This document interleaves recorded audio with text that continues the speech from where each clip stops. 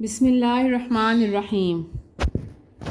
اور جب تم نے قتل کیا پھر قاتل کو چھپاتے رہے مگر اللہ تعالیٰ نے سب کچھ ظاہر کر دیا جیسے تم چھپاتے تھے، یعنی موسیٰ علیہ السلام نے حکم قصاص جاری کر دیا۔ حکم ہوا جو گائیں ذبح کی ہے بنی اسرائیل نے اس کے گوشت کا ٹکڑا مردے کو مارو تو وہ زندہ ہو کر قاتل کا پتہ بتائے گا۔ اللہ تعالیٰ تمہیں ہر بار اپنی نشانیاں دکھاتا ہے لیکن تم لوگ پتھر دل ہو۔ تم نے ایسے عبرتناک نشان ظاہر ہونے سے بھی سبق نہ لیا تو تمہیں پتھروں سے مشابہہ کیا گیا۔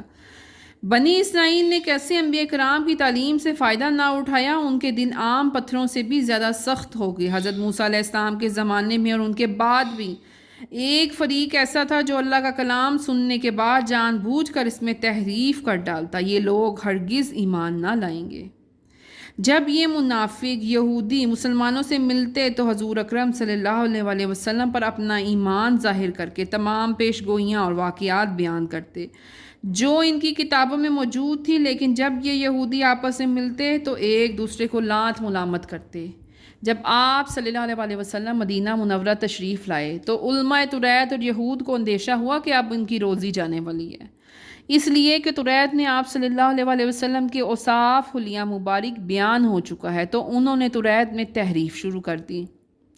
اب ان کے گناہوں کا ڈھیر جو وہ اپنے کسب اور حرکتوں سے جمع کرتے چلے جا رہے تھے، اللہ عز و جل نے فرمایا ان کے لیے سخت خرابی ہے ان لوگوں کے لیے جو اللہ کے احکام میں تبدیلیاں کر کے کہتے ہیں یہ حکم اللہ ہے، یہ اللہ تعالیٰ کا حکم ہے۔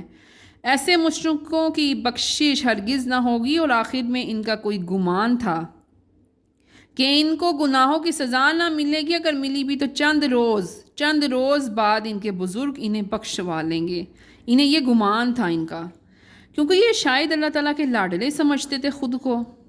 اور پھر جب بنی اسرائیل کو حکم دیا گیا کہ والدین سے حسن سلوک کرو، ان کو کوئی ایسی بات نہ کرو ان کے ساتھ جس سے انہیں تکلیف ایذا پہنچے یا صدمہ ہو، رشتہ داروں کے ساتھ حسن سلوک کرو، صلح رحمی کرو، مسکینوں کی مدد کرو، یتیموں کے ساتھ حسن سلوک کرو، زکوٰۃ دو، صدقات دو، آپس میں ایک دوسرے کو ناحق قتل نہ کرو۔ لیکن ان احکامات کے باوجود تم ایک دوسرے کو قتل بھی کرتے ہو اور اپنے وطنوں سے بھی نکال دیتے ہو، جلا وطن کرتے ہو۔ اللہ تعالیٰ تمہارے کسی اعمال سے باخبر نہیں، وہ تمہیں سخت عذاب کی طرف لے کر جائے گا، کیونکہ یہ لوگ دین کو دنیاوی مفاد پر قربان کرتے ہیں، دنیا کی عارضی لذتوں کی خاطر دین کو چھوڑ دیتے ہیں، ان کے لیے آخرت میں سخت ترین عذاب ہے۔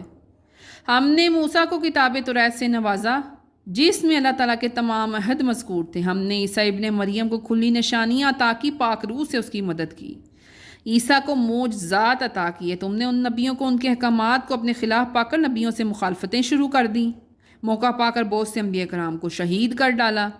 حضور اکرم صلی اللہ علیہ وسلم کی ہدایت کو ان کے دلوں تک راہ نہیں۔ پھر اللہ تعالیٰ نے فرمایا ان پر میری لعنت، یہ میری ہمیشہ رحمت سے مایوس ہی رہیں گے۔ یہ یہودی کیا کیا کیا کرتے تھے، جب ان کو آپ صلی اللہ علیہ وسلم کی ولادت کا پتہ تھا تو یہ جب دعا مانگتے تو آپ صلی اللہ علیہ وسلم کا وسیلہ بنا کر خدا کے حضور دعا مانگتے۔ جب مدینہ منورہ والوں سے انہیں شکست کھانے کی پریشانی ہوتی تو اس وقت آنے والے نبی محترم کا واسطہ دے کر اللہ تعالیٰ سے فتح، نصرت اور کامیابی مانگا کرتے تھے۔ حضور اکرم صلی اللہ علیہ وسلم کا انکار ان کا حسد و عناد تھا، جس کی بنا پر اللہ تعالیٰ نے فرمایا یہ منکر ہیں، اب یہ بھی میری رحمت سے ہمیشہ مایوس ہی رہیں گے، کیونکہ انہوں نے دنیا کو مقدم کر کے اس برے سودے میں خود کو ڈال لیا۔ اللہ کے نبی اور کتاب کے منکر ہو گئے، اور جب ان سے کہا گیا اللہ کی کتابوں اور جن نبیوں پر نازل ہوئیں ان پر ایمان لاؤ، تو کہتے ہیں ہم تو صرف اس کتاب پر ایمان لائیں گے جو ہم پر نازل ہوئی، یعنی توریت ان کتابوں پہ، حالانکہ توریت میں ان سب کتابوں اور نبیوں کی تصدیق موجود ہے۔ پھر جو ان کا انکار کرتا ہے وہ توحید کا کیسے حمایتی ہوگا، توریت کا کیسے حمایتی ہوگا؟ یہ یہود اتنے حسد والے تھے کہ جو انبیاء کرام توریت پر بھی ایمان لاتا یہ ان کو بھی قتل کر دیتے تھے، ان کو بھی شہید کر ڈالتے تھے۔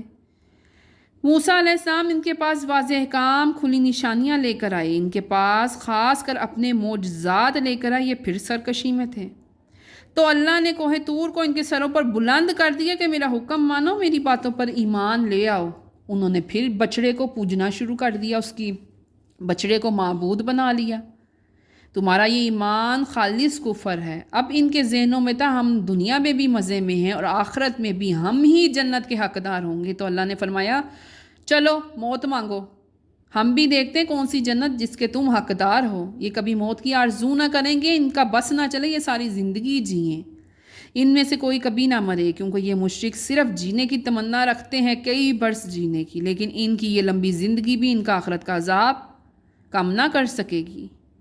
پھر ان یہودیوں نے کہا جبرائیل امین کون ہے؟ حضور پاک صلی اللہ علیہ وسلم نے فرمایا جو آسمانوں سے فرشتہ پیغام لاتا ہے۔ کہنے لگے وہ ہمارا دشمن ہے، وہ عذاب اور شدت لاتا ہے، کئی دفعہ ہم سے عداوت بھی کر چکا ہے۔ یہودیوں کی جبرائیل سے عداوت بے معنی ہے، انہیں شکر گزار ہونا چاہیے کیونکہ جبرائیل امین ہدایت بشارت لے کے آئے۔ حضور اکرم صلی اللہ علیہ وسلم نے فرمایا جو کوئی اللہ کا، اس کے رسولوں کا، اس کے فرشتوں کا دشمن وہ کافر ہے، اور بے شک اللہ بھی اس کا دشمن ہے۔ انہوں نے حضرت سلیمان رضی اللہ تعالیٰ عنہ پر جادو کا الزام لگایا، جبکہ وہ جادو والی ساری کتابیں دفن کر کے گئے تھے۔ اس کے باوجود انہوں نے کفر کیا، شیطان نے سب کتابیں زمین سے نکلوا دی اور سب جادو کے پیروکار بن گئے۔ آگے دو فرشتے ہاروت اور ماروت جو جادو کے ماہر تھے، لیکن وہ لوگوں کو آگاہ کر کے جادو سکھاتے تھے۔ انہوں نے ان فرشتوں پر بھی تہمت لگائی، الزامات لگائے۔ وہ جادو سیکھتے تھے جن سے میاں بیوی میں دراریں ڈالی جاتی تھی۔ ایسے ایسے جادو سیکھنے پر وہ یہودی ماہر ہونے لگے۔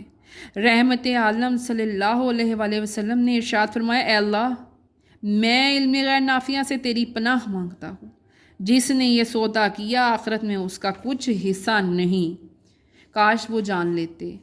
اللہ تعالیٰ نے جادو اور سفلی عملیات کی حقیقت کھول کر فرمایا یہ کسی کو نقصان نہیں پہنچا سکتے بلکہ خود انہی کا نقصان ہوگا۔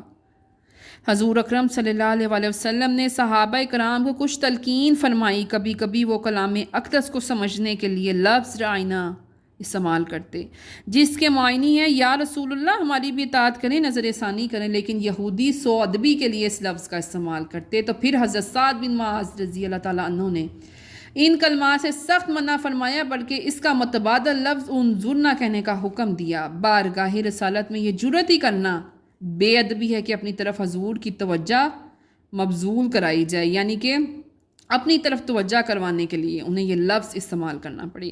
یہودیوں کی ایک جماعت مسلمانوں سے دوستی اور ہمدردی کا اظہار کرتی، وہ مسلمانوں کو مطلع کرتی کہ ہم تمہارے خیر خواہ ہیں۔ جھوٹے دعوے کرتے، وہ اندرونی طور پر سخت بدخواہ ہیں، وہ ہرگز نہیں چاہتے کہ تم پر اللہ تعالیٰ کی طرف سے کوئی بھلائی نازل ہو۔ اللہ تعالیٰ نے فرمایا ناسخ اور منسوخ دونوں میں حکمت ہے، ناسخ کبھی منسوخ سے زیادہ سہل اور نافع ہوتا ہے۔ قدرت الہی پر یقین رکھنے والے اس میں تردد نہیں کرتے، یعنی تبدیلیاں، جتنی تبدیلیاں اس دنیا میں سب اس کی قدرت کے دلائل ہیں۔ آگے یہودیوں کے بارے میں ارشاد ہوا ہے وہ کیسے منافقانہ سوال کرتے ہیں، کبھی حضرت موسیٰ علیہ السلام سے، کبھی حضور اکرم صلی اللہ علیہ وآلہ وسلم سے، کیونکہ وہ ایمان کے بدلے کفر کرتے ہیں نا، وہ سیدھے راستے سے بیک گئے ہیں۔ یہ کبھی حضور صلی اللہ علیہ وسلم سے ایک ہی باری قرآن نازل ہونے کا سوال کرتے ہیں، کبھی کبھی بچڑے کو پوجنا شروع کر دیتے ہیں۔ یہ ان کے طریقے نافرمانی کے بہت پرانے تھے۔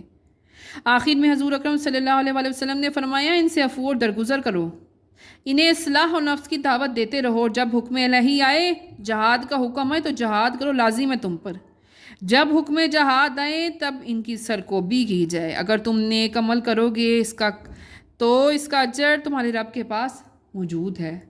پھر حکم ہوا اہل کتاب عیسائی و نصرانی کبھی جنت میں داخل نہ ہوں گے، صرف عقیدہ صالحہ اور اعمال صالحہ والے لوگ جنت کے اصل حقدار ہیں۔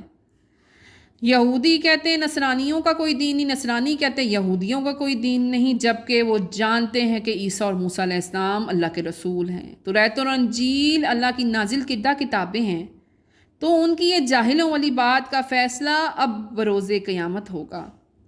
آگے بیت المقدس کی بے حرمتی کے واقعات ہیں، کیسے فوج کشی کی وہاں، یہودیوں کے بڑے بڑے گروہوں نے کیسی ویرانی ڈالی، مسجد میں عبادات سے منع کر دیا، ترائے شریف کو جلا دیا، مسجد میں نجاست ڈالی، خنزیر باندھنا شروع کر دیے، یہاں نمازیوں کو بھی نماز پڑھنے سے روک دیا۔ پھر حکم ہوا جو شخص مسجد کو ذکر و نماز سے معطل کر دے مسجد کے ویران کرنے والا سخت ظالم ہے۔ مشرق و مغرب سب اللہ ہی کی طرف کا اشارہ ہے، تم جدھر بھی رخ کرو وہاں اسی کی ذات موجود ہے، جہاں چاہو اللہ کو پاؤ گے، سب اسی کا ہے۔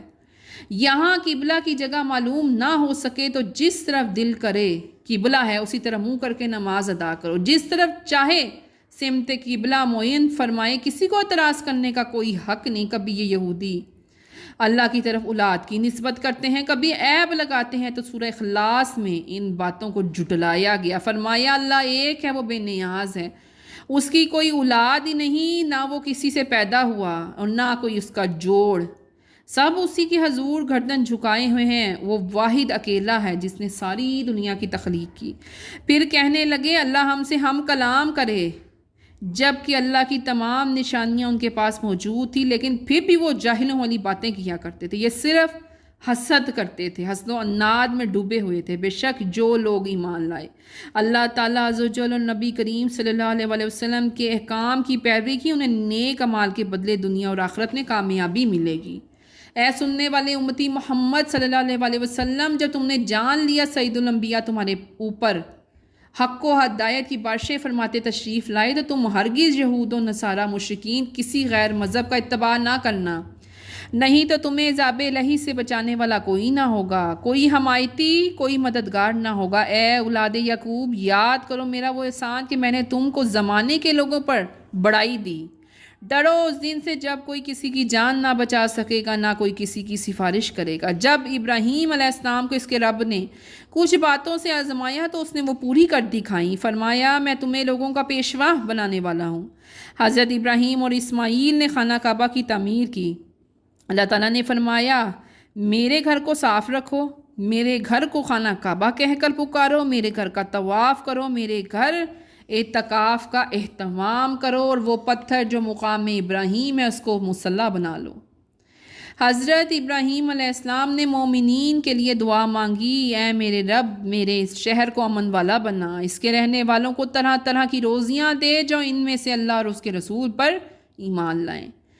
اے ہمارے رب ہمیں جھکنے والا بنا، ہماری یہ امت تیری فرما بردار ہو، ہم نے اپنی رحمت سے رجوع فرما، بے شک تو ہی توبہ قبول کرنے والا ہے۔ اے رب ہمارے درمیان ایک ایسا رسول بھیج جو انہیں تیری آیات پڑھ کر سنائے، تیری کتابیں اور حکمت سکھائے، بے شک تو ہی غالب حکمت والا ہے۔ حضرت ابراہیم علیہ السلام ہمارے خلیل ہیں، ان کے طریقے اور ان کے ملت سے منحرف ہونے والا لازمی طور پر احمق اور نادان ہے۔ اب حضرت ابراہیم اور حضرت یعقوب علیہ السلام نے اپنے بیٹوں کو تاکید فرمائی، تمہارے رب نے تمہیں چن لیا ہے، اب تم مسلمان ہی مرنا، اسلام پر ثابت قدم رہنا۔